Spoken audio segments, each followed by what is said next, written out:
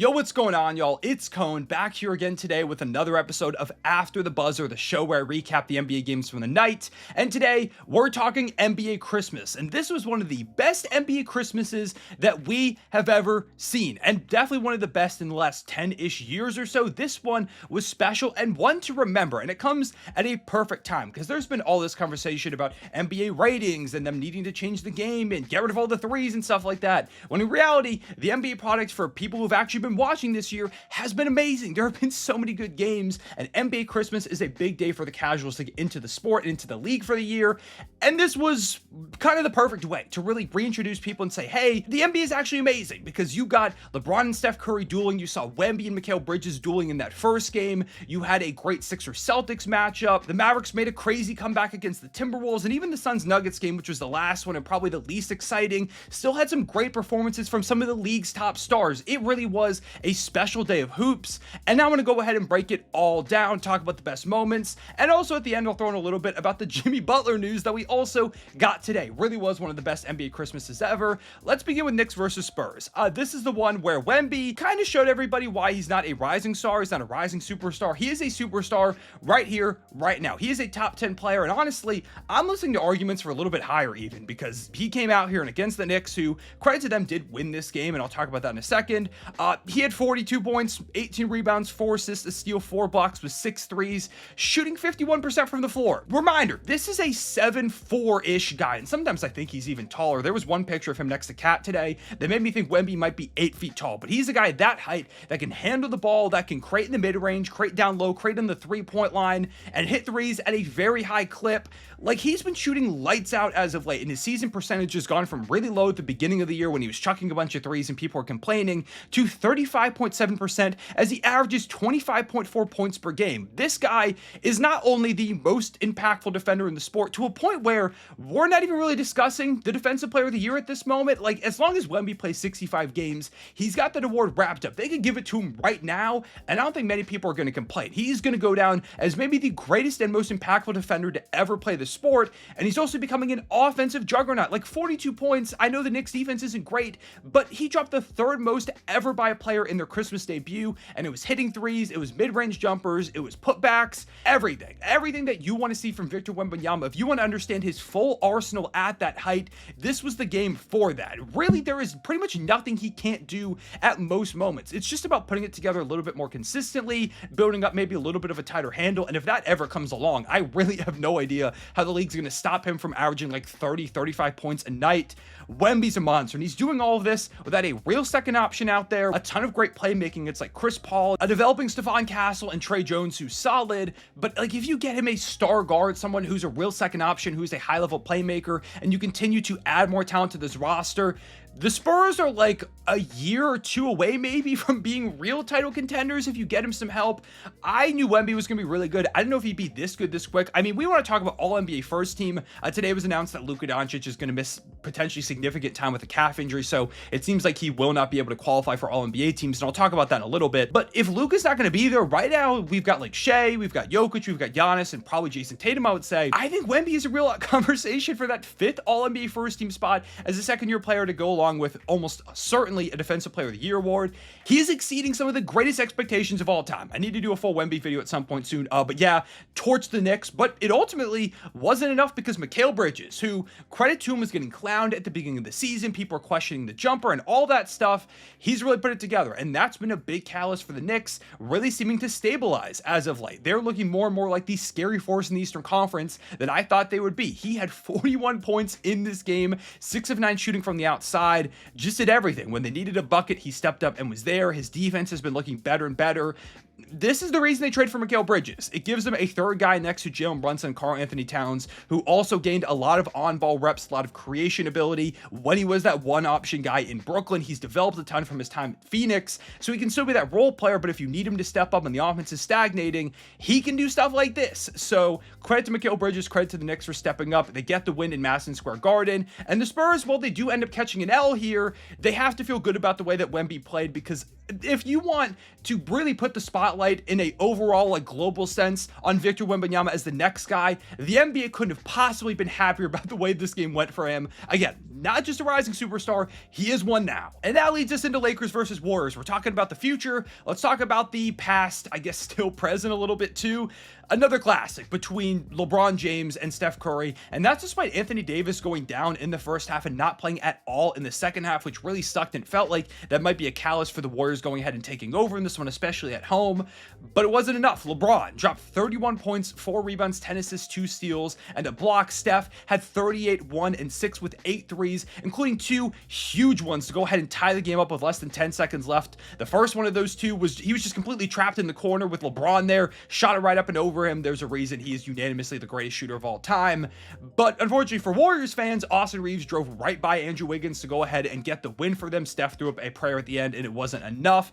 But yeah, that was a big win for a Lakers team who has really struggled mightily on the road this season. They've been kind of a team without an identity because at some moments they look really, really good. In other moments, they look abysmal. Apparently, AD should be good for their next game, so that isn't something that's going to linger. That's great to hear. And for the Warriors, this just continues their spiral. I mean, they have not just been spiraling, they've been abysmal. They started the season 12-3. They're now 15-14, which puts them at 3-11 over their last 14 matchups. They're 1-3 since the Dennis Schroeder trade, which includes a game where they lost by like 50 to the Memphis Grizzlies. Steph went off tonight. Steph had one of his best games of the season, and it just still wasn't enough. On that Austin Reeves game winner, I don't know why Jonathan Kuminga didn't rotate over to help a little bit. He kind of just was guarding Rui Hachimura out of bounds. I know he wants to stay with him, but you have to help because it looked like Wiggins was just trying to funnel him to the baseline and not foul or anything. This team is just lacking in a lot of areas, and I recently made a video all about that, so if you want to see my full thoughts, you can check that out. But yeah, at this point, the Warriors are looking like a play-in team, if that. They are further and further falling down the standings, and before the season, I believe I predicted them to be outside the play-in. If they lose a few more games, if they continue this streak, they're not only going to be outside the play-in, they're not going to have any shot. Perhaps this leads to a panic Jimmy Butler trade around the deadline, which I can touch on real quick. Shams dropped some big news before the games even started that Jimmy isn't just, looking at other destinations to go to at some point, that he would really prefer to be traded before the deadline. And it's not an official trade request, Shams said as such, but to me it feels like everything but that. He's basically saying, hey, I'm not going to formally request it, but like, can you move me? This team's just not that good. And I mean, I don't blame him. Miami has not done nearly enough. I think I would drop a video relatively soon about how the Heat just failed Jimmy Butler over the years. But yeah, seems like he's going to be moved at some point. Maybe the Warriors panic a little bit and he's a Golden State Warrior before the end of the deadline. Speaking of teams that once let Jimmy Butler walk, we have the Sixers facing off against the Celtics. And it was a little concerning right off the bat for Philly because before the game even started, Joel Embiid was just in shoot around and shot a turnaround 3 and landed on the ankle of a security guard and was down for a minute. And it's like, how does this keep happening? Joel Embiid has like the most random injuries you could ever imagine, whether it's getting hit in the face and breaking a bone or stuff like this. But it turns out he ends up playing and the Sixers get a win in Boston. This is easily the best win of the year for Philadelphia. They start the season abysmally. Nobody could stay on the court, and that still is a concern. Like Jared McCain is out, and we'll see what happens with Embiid over the course of the season with injury management and PG and stuff. But in this moment, they had Paul George, they had Joel Embiid, they had Tyrese Maxey out there with some pretty good supporting pieces that they added this offseason, and they were able to take down one of the top dogs in the Eastern Conference. Now, they almost fumbled it down the stretch. There were some big miscues, but they did enough. Embiid had 27, 9, and 2. Maxey was the best player on the court today with 33, 4, and 12 dimes. Caleb Martin continues to terrorize the Celtics, 7 threes for 23 points. Yabusele was so good. I'm sure Celtics fans were sick seeing him do this against them. 12 points, 4 rebounds, and an assist. And just great energy, great defensive hustle, diving on the floor for loose balls. This is a really solid team. I know the record is not great. They have so many injury concerns. Paul George hasn't put it together yet this season, but they're 7-3 in their last 10. They've been looking really good. They're slowly but steadily climbing up the standings. And before the season, I said this was one of the best supporting casts that they had ever had in the Joel Embiid era. If they could just keep people on the court, this team could make some serious noise. And that is the biggest if ever that the Sixers could actually keep people healthy. But in that small, tiny, minuscule chance universe that does happen, I still think the Sixers team is really good. I'm not giving up on them yet, and games like this are exactly why. As for the Celtics, this is their third loss out of their last 4 games, with one coming to the Chicago Bulls, one to the shorthanded Magic, and the only win was again against the Bulls. They're just not playing their best ball right now, especially on that defensive end. I feel like they're not as locked in as usual. They're a lot sloppier. Like one of the last plays of this game, Tyrese Maxey got just a wide open lane downhill to finish at the rim. Just bad rotations, bad communication. It did hurt them that Drew Holiday didn't play in this game, that Kristaps Porzingis missed the second half with a bit of an injury. Hopefully that's nothing serious. Like, they were missing some guys, and they were critical pieces, but even still, I just don't feel like they've been as sharp this season as they were last year, and I'm not worried. I still think Boston is a juggernaut, but they look more vulnerable than they did last year, and so I wanted to go ahead and point that out. Then there was Mavericks versus Timberwolves, and while we're on the topic of injuries, as I noted earlier, Shams reporting that the calf injury that Luka suffered early in this game is one that's expected to keep him out for an extended period of time. He's going to get an MRI tomorrow or today as you're seeing this video, so you might have the news, you might know exactly what the timeline is going to look like by the time you see it, but for the moment, I don't.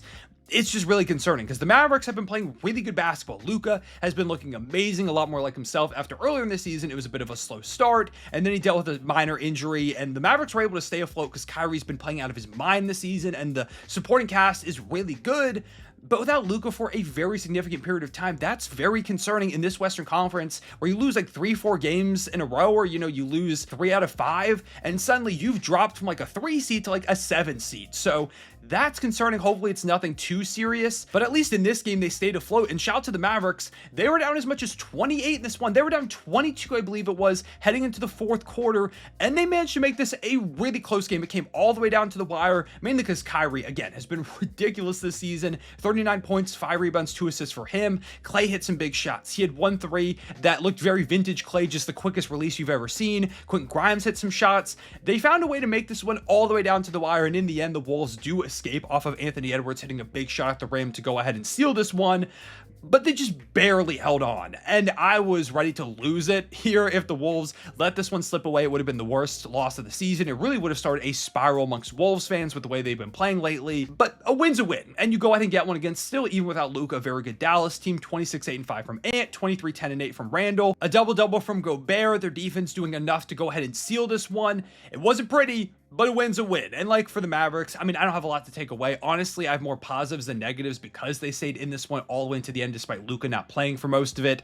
It's just now about how long is Luka out and what does that mean for them in their seeding by the time Luka comes back. And finally, we get to Suns versus Nuggets, which was the only double-digit margin of victory across the entire slate. Again, big win for the NBA. Every game is close. And even though the Suns won this one by 10, it was really back and forth all throughout. Jokic was doing what he could. Jamal Murray really couldn't get much going, but started to turn up in the fourth quarter, and they were fighting, but it just wasn't enough. Despite Devin Booker not playing, the Suns get back on track. They really needed this one because they had lost 6 out of their last 8 games coming into tonight, including a blowout loss just last game against Denver in a similar situation with no Devin Booker, although that one was in Denver, this one in Phoenix, and they were able to get the win at home. 27-4-6 from KD, who was just unstoppable down the stretch. 27 from Beal, 17 from Tyus Jones, 11 from Monte Morris, 5-8-6 from Royce, 8-13-6 from Nurkic. This was one of their better defensive performances that we've seen lately, and this team has been bleeding on the defensive end, so they needed this. They stepped up, no Devin Booker, and still got a win against a Nuggets team that's been playing pretty good as of late, although they continue to have the big issue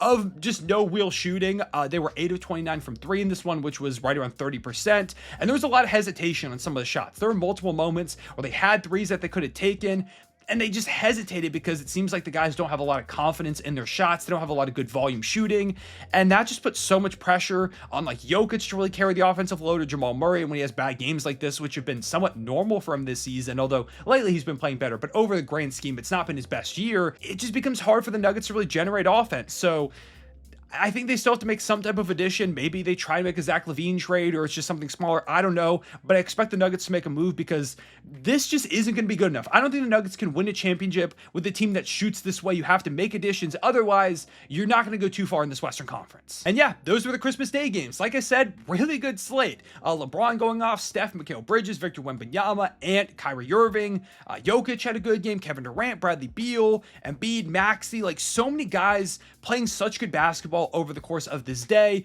Big win for the NBA on Christmas going up against the NFL, and both those games were blowouts. I'm, of course, way more of a basketball guy than a football guy, so I was always going to watch the NBA. But let me know what you thought. What did you think of NBA Christmas? Were you into it? Were you out of it? Were you watching the NFL? What was your favorite game, your favorite moment? I'd love to hear your thoughts. Appreciate you watching. Leave a like and subscribe if you enjoyed. Hit the notification bell so you don't miss out on future videos. Also, just real quick, while we're talking about Victor Wembanyama in this video, where do you have him right now in the NBA? Because I definitely have him like right right there at top 10, but I'm not sure where exactly to put him. I'd love to hear your thoughts on that front. And let me know if you want to see a full breakdown of Wemby so far this season, because he is very deserving of that video at this moment. But yeah, appreciate you watching. I'll see y'all later. Real one, say back.